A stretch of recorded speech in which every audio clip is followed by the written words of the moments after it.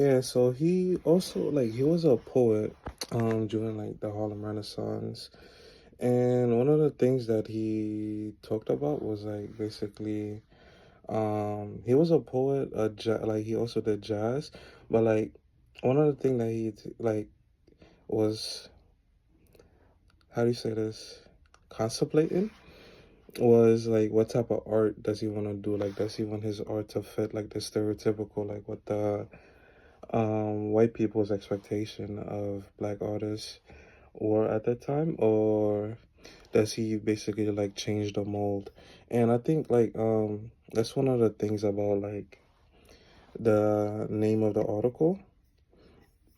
Like this was like the mountain that black people had to climb, and then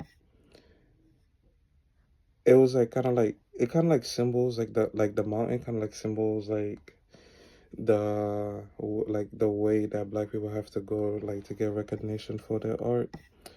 But he did jazz and he did blues as well. Good morning. This is like my first attempt of making a video like in a long while.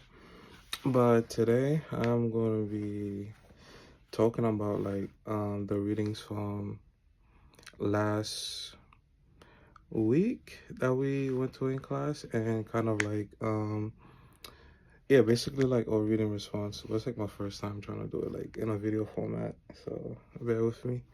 I don't have my usual setup. But for last week, we had to read, damn, it was a article called The Negro Artist. And like one of the first thing I noticed, it was like Langston Hughes, and I remember us talking about him like in middle school, high school, how important he was. I think he also like wrote books too as well, but it was like mainly like on like, I don't want to get this wrong, but I think he wrote like A Raisin in the Sun. Yeah, that was the book that we covered for him.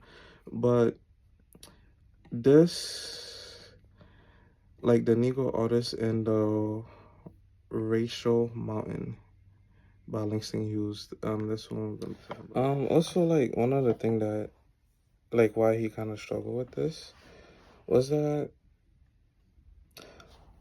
he wanted, I'm not sure, but like there was a time like in an article where somebody, it was a black poet that told him that they want to write like a white poet, and that don't make sense to be like writing like a white poet, because like your background, your experience, everything is like different for you. So like in order for you to become like as a greater poet as you possibly can, you basically have to use your own experience.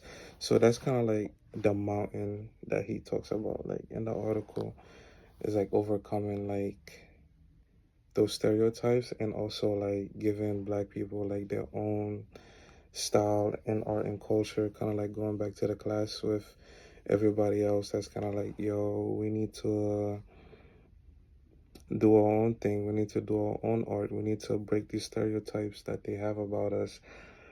So that's kind of like how it relates and go back, and that's how to think about the mountain. But we also like had another video. It was like a little 2 minute video. It was a music video, not really a music video, but the music that was playing in the background was like soothing. Um, yeah. So, but the video was about like sculpture. I think it was Richmond. I can't pronounce it. But yeah, he was doing like sculptures and that and everything.